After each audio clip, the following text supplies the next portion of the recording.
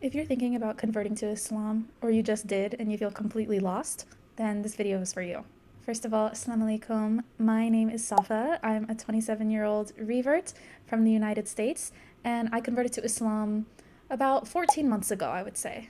I took my Shahada completely alone in my room late at night, and the story is pretty crazy. Ever since then, my life has been completely different. Alhamdulillah, I have been blessed with people that have been there with me every step of the way and have really given me the right guidance that I needed for the level that I was at. But I also know that not everybody has that experience or has those people in their life to support them and be with them through the hard parts. Some of you are all alone. Some of you are Googling stuff at 2 a.m., like how to be Muslim or what does it mean to be Muslim. Some of you are probably terrified of telling your family. I know the feeling. And some of you are probably also on the edge of taking your Shahada and something is holding you back and you're not really sure what it is. So today in this video, I wanted to share my story of how I converted to Islam, because while converting to Islam is the best decision that you will ever make in your entire life, it is also one that comes with challenges and tests. So before I tell the story of how I took my Shahada, first we gotta go back into the past. So for those of you that can't tell, I am a white girl from America, from the South, and I was raised in a predominantly white Christian Southern subdivision. Like complete nuclear family, house on the cul-de-sac, that whole thing. Everything on the outside looks perfect, it looks pristine, it looks clean, but there are some very big issues internally with those places. My family was the type of family that went to church every single Sunday. We also went to Wednesday church night, sometimes Saturday night church night, VBS camp every single summer, youth camp every single summer, volunteering, and my parents would take my sisters and I to go evangelize to people, which is kind of the Christian version of dawahs, teaching people about the religion. And we would go do that on the weekends as a family with other people from the church. And I also went to a Christian school for a couple of years as well. That was a horrible experience, but I'm not gonna go too deep into that either. So whenever I say that I grew up in a Christian household and a Christian family, it wasn't just like, oh, we went to church every now and then. Like, no. My family, my parents, they were very committed and it followed our lifestyle completely. Now, growing up when I was a little kid, it was great. I had friends at the church. We got to do lots of fun things. But then obviously as I grew up and started developing a consciousness, I started questioning things and actually reading the Bible and learning things, and I just did not feel like it really made sense. I noticed that there were a lot of contradictions in the Bible, in the religion, and also the people that I was surrounded with in my church did not really portray Christianity in the way that it was taught. Now, I know that not everybody is perfect, everyone has their flaws and their issues, but there is a very real and apparent way that people act that you can see that is just normalized, and it really made no sense to me. But I didn't really have a choice. I still had to go to church every single Sunday. I still had to go see these people. I still had to go to all these events, even having conversations with leaders in the church and my parents as well, asking questions, raising doubts, raising concerns, and every single question is just met with, oh, you just need to have more faith. You don't have enough faith. You just need to pray more. But I wanted real answers, but nobody was able to give that to me. So when I grew up and I moved out of my parents' house, I decided I was done with religion, completely done.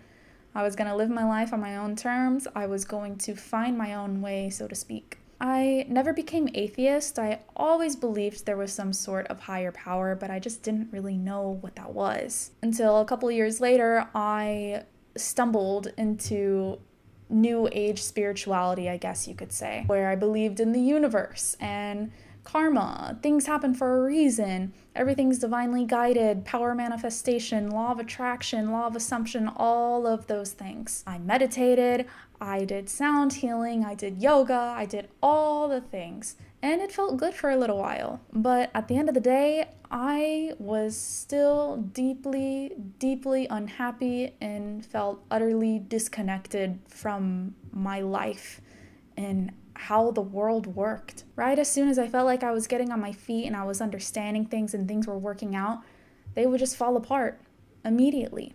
And even though I'm a very, very positive person, I see the good in all things, it still just felt like something was missing from my life, and there was really nothing that I had to fill that hole.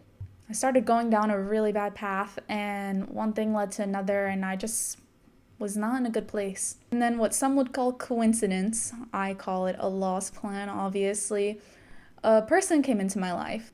This person is a very dear person in my life now. They're not just some random person that came along and left. They were Muslim, and I had never met a Muslim before. I obviously had a lot of questions, and they had questions about how I saw the world. I had questions how they saw the world, and surprisingly, I did not know enough about Islam as much as I thought I did. Growing up in the US, growing up in a Christian household, our church, with all the Islamophobia they spread and all the misinformation that is online, on the news, everywhere you see, Islam is just not portrayed in a positive light. And I fell victim to that too. But once I actually spoke to a real Muslim and learned things about the religion, I kind of developed a little bit of curiosity. This person encouraged me to read the Quran, so I did. But I only read a few pages, and while I thought it was really interesting, I was like, okay, cool, whatever. Closed it, went on with my life. Oliver, are you gonna be in my video? But then a few months later, I was in a really dark and deep place, and felt like I had nowhere to turn to. And then I just got this feeling, or this kind of like download, I guess, like into my mind. And it was just this voice. It was just saying like, read the Quran, read the Quran, read the Quran, read more of it, read more of it. And I had nothing else to do. I didn't have a job. I didn't have anything going on with my life. So I did, and I read more of it. I decided to start it over because I'd only read a few pages of it, and that was also months ago. But as I started reading it, or rereading it, I guess, I was reading the same words that I already read, but for some reason, it's like the words were just hitting different, if you know what I mean. Every single word spoke to me. Every single sentence spoke to me. I really felt like God was talking to me. And I read the Quran all night long. For hours, I read and read and read and read. I ended up going to bed, and then the next day I woke up.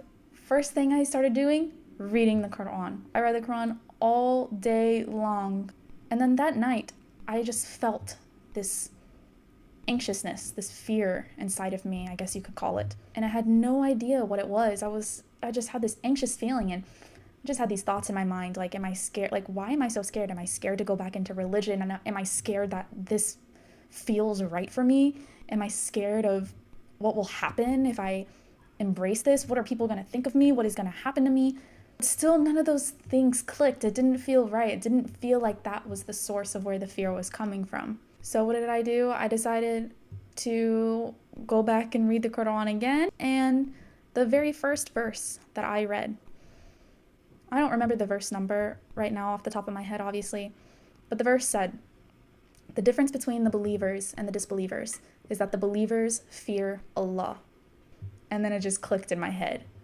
The fear wasn't coming from anything else. The fear was coming from me fearing Allah. And I can't describe that moment other than that it was just like the whole entire world just zoomed out from me. And the crazy thing is a lot of people don't talk about this when it comes to Islam. Yes, we love Allah. We're supposed to love Allah. But we are also supposed to fear Him. And a lot of people will get that mixed up whenever I say things like that. They'll say, no, Allah's not supposed to be scary. Allah is merciful. Allah is loving. Allah is this. Allah is that. Yes, Allah is all of those things.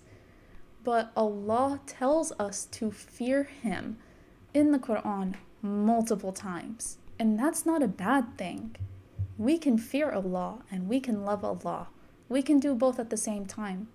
That's why our relationship with him is so special, because we love him, but we are also terrified of the absolute power he has, and we do not want him to deny us, and we don't want him to reject us. Allah makes that very clear in the Quran of how our relationship should be with him. And in that moment, that's whenever I felt that. And that was like the missing piece in the puzzle for me to really feel Islam and Allah as a whole. But I still was not ready. I still was not ready to fully dive in and go with becoming Muslim. So I laid in my bed that night, about to fall asleep, and I just said a prayer, just laying down. And I was just saying, you know, Allah, if this is real, if you're real, if you want me to become Muslim, then give me a sign that I cannot ignore. Give me a sign that I cannot ignore. And then I went to sleep. And the next day, I got the sign. I could not ignore it. I was supposed to go out that night with my sister and some friends. We were going to go downtown, going to go to a couple bars, have some drinks, you know, typical Friday, Saturday night vibes. But at the very last second, I decided to stay home because, you guessed it, I wanted to stay home and read the Quran instead. So this was now day 3 of me just being obsessed with reading the Quran. So I'm at home alone. And at this time, I lived with 5 roommates as well. So I lived in a really big house and there was a lot of people there. But that night, I had the house all to myself. Alhamdulillah.